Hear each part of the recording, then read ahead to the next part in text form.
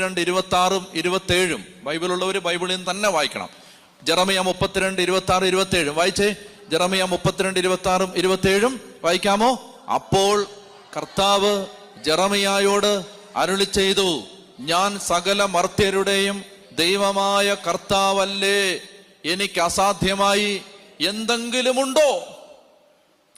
ഞാൻ സകല മർത്യരുടെയും ദൈവമായ കർത്താവല്ലേ, എനിക്ക് അസാധ്യമായി എന്തെങ്കിലുമുണ്ടോ?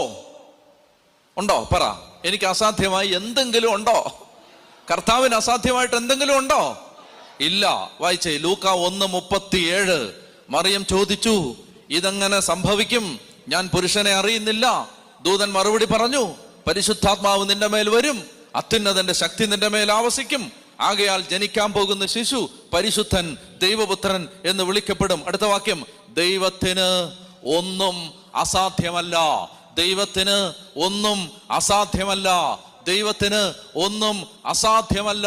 പറഞ്ഞേ ഹല്ലേലൂയാ, ഹല്ലേലൂയാ. ദൈവത്തിന് ഒന്നും അസാധ്യമല്ല.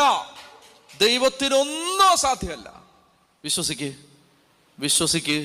ദൈവത്തിന് ഒന്നും അസാധ്യമല്ല. വിശ്വാസത്തിൽ വളരുക. ദൈവത്തിനൊന്നും അസാധ്യമല്ല.